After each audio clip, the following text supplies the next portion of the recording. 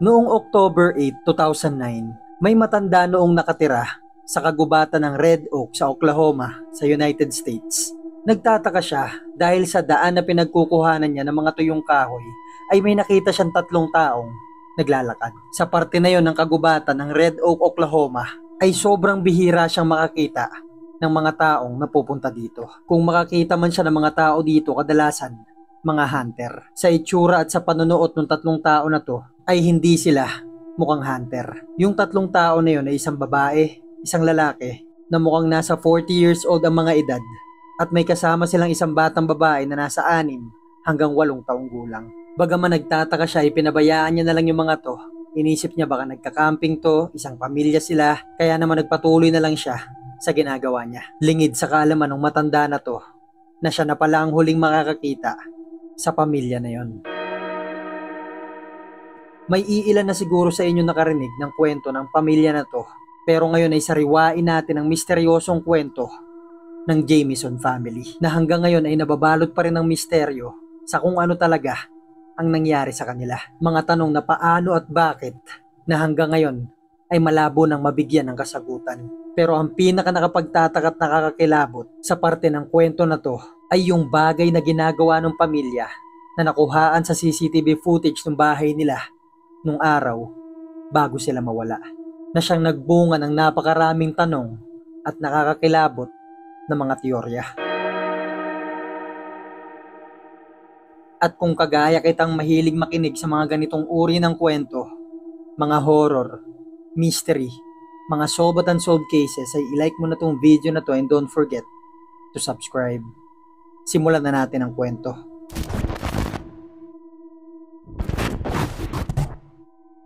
Makalipas ang 8 araw nung nakita ng matandang nakatira dun sa gubat yung Jamieson family, ay may 2 hunter naman na naglalakbay sa kabilang parte nung parehong gubat na yon. Nasa gitna rin sila ng kawalan. Sa gulat nila ay may nakita sila ditong isang sasakyan. Nagtataka sila dahil nasa gubat nga sila, so yung sasakyan na yon ay nasa gubat. Bago sila lumapit dito ay bumati muna sila. Inisip nila baka may nagka-camping dito, naligaw sila, nagkamali ng liko. Pero sa paglipas ng ilang segundo o isang minuto ay wala silang nakikitang mga tao. Ang ginawa nila ay lumapit na sila dun sa sasakyan. Sumilip sila dun sa bintana pero wala silang nakitang mga tao, kundi may nakita sila ditong hinang-hinang aso. Ilang minuto silang nagsisisigaw sa paligid nito para hanapin yung may-ari ng sasakyan dahil mukhang ilang araw nang hindi kumakain yung aso. At naisip nilang may kakaiba nang nangyayari dito, kaya tumawag na sila ng mga pulis. Gumugol pa ng ilang minuto yung mga pulis sa paghahanap ng lokasyon nila, hanggang sa pagdating ng mga pulis dito ay napilitan na silang sirain yung bintana para pakawalan yung aso. Ilang minuto pa nag-ikot-ikot yung mga pulis sa paligid nito. Nung wala silang makita mga senyales kung saan pumunta yung may-ari ng kotse, ay hinalughog na nila yung mga gamit sa loob nito. Nakakita sila dito ng cellphone, kaya tinawagan kaagad nila yung mga phone number na nandito. At dito ay napag-alaman nila yung cellphone na yon, pati yung sasakyan, ay pagmamay-ari ng Jamieson family. Ang mga miyembro ng pamilya na to ay sina Bobby, 44 years old, Sherilyn, 40 years old, at yung anak nilang si Madison, 6 years old. Yung ilang pang mga bagay na nakuha sa loob ng sasakyan ay yung wallet ni Bobby, cellphone, bag ni Sherilyn, jacket, GPS system, at $32,000 na cash na nakalagay sa ilalim ng upuan ng sasakyan. Hindi maayos ang kalagayan ng Jamieson family bago makita yung sasakyan nila sa agubatan ng Red Oak. Si Bobby ay nasangkot sa malalang aksidente at nagkaroon siya ng problema sa likod niya. Mula nun ay palagi siya nagagamot at hindi na siya nakapagtatrabaho. Habang si Sherilyn naman ay nagagamot dahil minsan ay nawawala siya sa sarili. Yung anak nilang si Madison ang naging sentro ng buhay nilang mag-asawa. Mula nung dumating sa buhay nila si Madison ay umaasa sila magiging maayos ulit yung buhay nila. Sa makalipas na mga buwan o mga taon ay nakatatanggap yung mag-asawa ng tulong galing sa mga programa ng gobyerno. Kaya naman sa kabila ng wala silang trabaho parehas ay nakaaahon sila sa araw-araw. Walang masyadong kaibigan tong mag-asawa sa mga kapitbahay nila dahil sa makalipas na mga taon ay nag-iba yung ugali ni Bobby at ni Sherilyn. May storage container si Bobby sa labas ng bahay nila na pininturahan ni Sherilyn ng babala sa mga kapitbahay nila Ang babala ni Sherilyn, yung ilan daw sa mga kapitbahay nila ay pumapatay ng mga itim na pusa. Itigil na daw nila to dahil ang mga witch ay hindi gustong pinapatay yung mga pusa nila. Kahit sinong dumaan sa harap ng bahay ng Jamieson family ay mababasa to dahil napakalaki nung nakasulat na yon. Kaya naman yung ilang mga tao ay nawiwirduhan sa kanila at iniiwasan nila to. Kung minsan pa si Bobby at si Sherilyn ay nagkwento sa mga kaibigan at kapitbahay nila na meron daw 3 espiritu at demonyo na gumugulo sa pamilya nila. Kaya naman si Sherilyn ay bumili ng libro patungkol sa mga demonyo at sinusubukan nila tong labanan. Si Bobby naman ay humihingi ng bala sa pastor sa simbahan malapit sa kanila. Humihingi siya ng bala ng baril laban daw sa mga demonyo para mapaalis yung mga to at mapatigil yung mga to sa panggugulo. Sa mga bagay na yan ay maiintindihan na natin kung bakit sila iniiwasan ng mga kapitbahay nila. Si Sherilyn ay nagsabi sa school ni Madison noong October na lilipat daw sila ng bahay at aalis na ng school si Madison. Kaya naman nung ilang araw itong hindi pumapasok ay hindi sila nagtataka. Dahil ang sabi ni Bobby at ni Sherilyn ay bibili daw sila ng lupa sa Red Oak. Dadali nila dito yung storage container nila. Dito muna sila titira hanggang makabili sila ng malaking bahay. At dito ay magsisimula sila ng panibagong buhay. Dahil noong mga panahon nga na to ay nakatira pa sila sa Eufaula, Oklahoma kung saan wala silang mga kaibigan. At noong October 16 na nga, nung nakita ng 2 hunter yung sasakyan ito, tumawag sila ng pulis. Nakausap ng mga pulis yung mga magulang ni Bobby at mga magulang ni Sherilyn. Nung nalaman ng mga to na nakita yung aso ng Jamieson family sa loob ng sasakyan at mukhang ilang araw na to nandito, alam nila na merong kakaibang nangyari. Dahil yung aso na yun na ang pangalan ay Macy ay itinuturing ng Jamieson family na parte ng pamilya nila. Kinabukasan, October 17, 2009 ay halos 500 tao ang tumulong sa paghahanap sa pamilya na to. Nilibot nila yung paligid kung saan natagpuan yung sasakyan na halos nalibot na nila yung buong kagubatan pero wala silang makita ditong indikasyon o mga bagay na pwedeng magturo kung nasaan yung pamilya. Hindi malaman kung saan sila nagpunta, ilang araw na ba silang wala, hanggang sa pumunta yung mga pulis sa bahay ng Jamieson family. Dito, sa pag-iikot nila, wala sila dito nakitang struggle na nag-away yung dalawa, wala ring forced entry na pinasok sila dun sa bahay, basta't normal lang lahat na nandito. Sa makalipas na mga araw, sa paghahanap sa Jamieson family, ay napagtanungan ng mga pulis yung matandang nakatira sa kagubatan dun sa Red Oak. At dito ay pinaliwanag ng matanda na nakita niya yung pamilya na yon na naglalakad nga dun sa gubat noong October 8. Sa paglipas ng mga linggo at mga buwan, nung hindi na nila makita yung Jamieson family, sa tingin ng mga pulis, yung October 8 na yon ay yung huli ng may nakakita dun sa pamilya.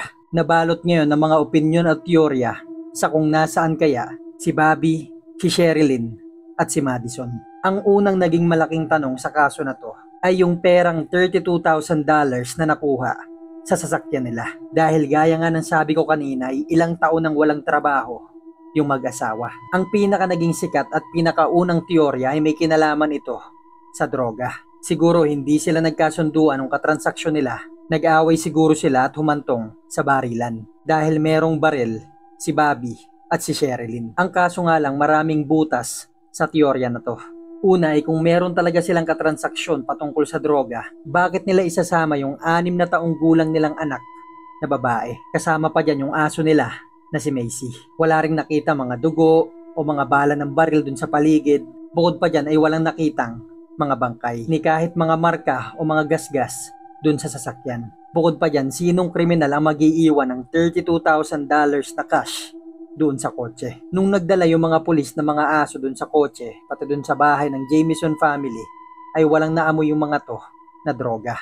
Kaya naman yung teorya na to ay natanggal na sa listahan. Ang pangalawang teorya ay baka tumakas na talaga sila, pumunta sa ibang lugar para magsimula ng panibagong buhay.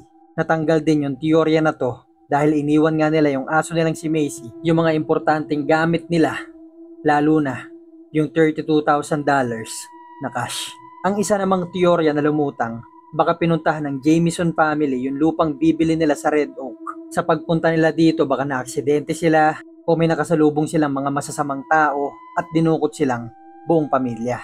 At baka pinatay na sila at itinapon sa kung saan. Dito ay maipapaliwanag na baka pinilit silang lumabas ng sasakyan kaya hindi na nila nakuha yung wallet, cellphone, bag, jacket dahil wala na nga silang oras na gawin to. Kaso nga lang hindi pa rin maipapaliwanag kung bakit iniwan yung pera. Ang teorya naman ng mga kapitbahay ng pamilya ay baka sumama na yung mga to sa mga kulto. Dahil noong mga panahon na to ay usong-uso yung mga kulto sa Amerika.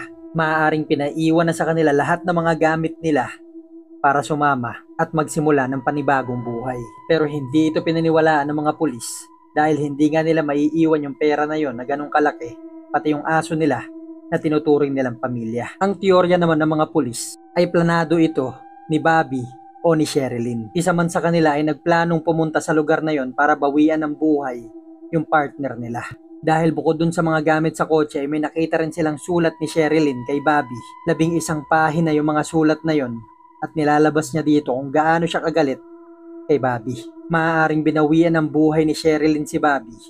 Kaso nadamay dito si Madison, kaya naman binawian niya na lang din ng buhay yung sarili niya. At yung bangkay ng mga to ay matatagpuan kung saan man sa mga bundok o kagubatan ng Red Oak. May ilang mga tao naman na nagsasabi na may kinalaman dito yung 3 espiritu ng demonyong namamahay sa bahay ng Jamieson family. Lalo nang lumakas yung teorya patungkol sa paranormal nung nilabas ng mga pulis yung CCTV footage na nakuhaan na ginagawa ni Bobby at ni Sherilyn nung araw bago sila mawala. Sa CCTV footage na to sa harap ng bahay ng pamilya ay makikita dito si Bobby at si Sherilyn na naglalagay ng mga gamit sa kotse nila. Nakuhaan ito noong October 8, huling araw na may nakakita sa kanila bago sila mai-report na nawawala. Habang pinapanood to ng mga tao maging ng mga pulis ay may napansin silang kakaiba. Maging yung mga nag-iimbestiga sa kaso na to ay kinilabutan at napatanong na lang na kung ano kaya nangyayari at kung anong meron sa pamilya na to.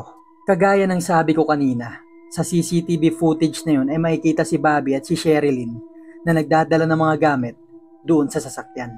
Makikita si Sherilyn at si Bobby papasok doon sa bahay, may kukuning damit o bag, ilalagay doon sa kotse, isasarado yung pinto, papasok ulit doon sa bahay, babalik doon sa kotse nang walang dala. Pagkatapos ay biglang titigil si Sherilyn sa ginagawa niya. Tatayo lang siya sa gilid ng sasakyan, tititig sa puno, sa langit. Pagkatapos ay nakatayo lang siya doon nang hindi gumagalaw ng ilang minuto. Pabalik ulit siya sa bahay, kukuha siya ulit dito ng gamit, ipapasok niya sa kotse, tapos kukunin niya ulit at ipapasok sa bahay. Lalabas ulit to, tititig lang siya sa gilid ng kotse ng ilang minuto. Bigla siyang titingala ng mabilis, lilingon-lingon kung saan. Pagkatapos ay pupunta ulit sa bahay at lalabas ng walang dala. Maaaring hindi ito nakakatakot o kakaiba sa mga una palang nakarinig ng kwento na to. Pero ginawa ito ni Sherilyn at ni Bobby ng mahigit sa 20 beses. Basta tumitigil na lang sila sa ginagawa nila. Hihinto sila sa magkabilang parte ng kotse. Tititig sila sa langit ng ilang minuto. At tumagal ito ng ilang oras. At sa ilang mga oras na lumilipas na mga to, ni hindi man lang sila nagtinginan, ni hindi man lang sila nag-uusap. Hanggang ngayon ay hindi pa rin ito maintindihan at mapaliwanag ng mga pulis ni ng mga taong nakapanood dito. Lumipas pa ang ilang mga buwan, ilang mga taon na wala nang naging balita sa Jamieson family. Ano mang nangyari sa kanila at kung saan man sila napunta ay hindi na nalaman. Sumama nga ba sila sa mga kulto? Pinatay nga ba sila ng mga drug dealer? Si Bobby nga ba ang may dahilan nito? O si Sherilyn? Mga tanong yan na maaaring hindi na natin malaman ang kasagutan dahil makalipas ang 1 taon at 1 buwan. Noong November 16, 2013, may mga hunter noon na napadpad sa parehong gubat kung saan nawala ang Jamieson family. Mga 5 kilometro ang layo nito kung saan natagpuan yung sasakyan nila. Dito ay nakakita sila ng mga buto ng tao. Yung kalahati nito ay nakalubog sa lupa at yung kalahati naman ay nakaangat na siyang nakita nila. Tumawag kaagad sila ng mga pulis at pagdating nila dito ay nalaman nilang mga buto ito ng 3 tao, 2 matanda at 1 bata. Sa pagtitingin-tingin ng mga pulis sa mga missing cases nila, sa tingin nila ito na yung mga buto ng Jamieson family. Umabot sa halos 1 taon bago nila ito nakumpirma. Hanggang noong July 3, 2014 ay nakumpirma nilang yung mga buto nga na yon ay sa Jamieson family. Ang nakapagtataka lang dito ay hindi nila malaman kung anong kinamatay nila. Basta't nandun yung mga buto nila at dun sila namatay. Hindi malaman kung namatay ba sila sa lamig, sa sakit, nilibing ng buhay, basta't humiga lang sila sa parte na yun ng gubat na magkakatabi at dun sila namatay. Ang isa pa sa nakapagtataka dito ay kasama yung lugar na yun sa sinearch ng mga pulis at ng mga volunteer noong mga unang araw at mga buwan na nawawala sila. Kaya't hindi nila malaman kung paano yun napunta dun. Sabi ng ilang article ay may butas daw yung bungo ni Bobby na patunay na binaril ito pero itinanggi naman to ng mga medical examiners. Hanggang ngayon ay hindi pa rin malaman kung paano sila napunta doon, bakit sila napunta doon at kung anong nangyari sa kanila. Ang isa sa mga pinakamalaking misteryo dito ay yung $32,000 na pera nila sa sasakyan. Kahit pa yung mga magulang nung dalawa ay hindi maipaliwanag kung paano sila nagkaroon ng ganong kalaking pera. Ang teorya naman ng iba ay ibinenta nila yung buhay nila sa kung kanino o kung saan para mag-iwan ng pera sa mga taong maiiwanan nila. Kaso nga lang, isinama nila yung anak nila kaya malabong nangyari to. Ang isang teorya naman ay yung tatay ni Bobby ang pumatay sa kanila dahil may alitan tong dalawa at si Bobby ay kinakasuhan yung tatay niya. Kaso nga lang, yung tatay ni Bobby ay senior citizen na noong mga panahong nawala sila kaya't malabong siya ang gumawa nito. Hanggang ngayon ay nananatili pa ring misteryo kung ano nangyari sa Jamieson family. Ang sabi naman ng mga taong naniniwala sa paranormal ay baka inutusan ang Jamieson family ng mga demonyong namamalagi sa bahay nila na kunin yung sarili nilang mga buhay. Kaya kakaiba yung kinikilos ni Bobby at ni Sherilyn nung araw na nakuhaan sila sa CCTV. Kaya daw sila tumitingin-tingin sa taas o kung saan-saan dahil kinakausap na sila ng mga demonyo. Ano kayang pwedeng pinakamalapit na teorya na nangyari talaga sa kanila? Ang nakakakilabot lang sa part na to ng kwento ay may kung sino o kung anong nakakaalam kung ano talaga nangyari sa Jamieson family.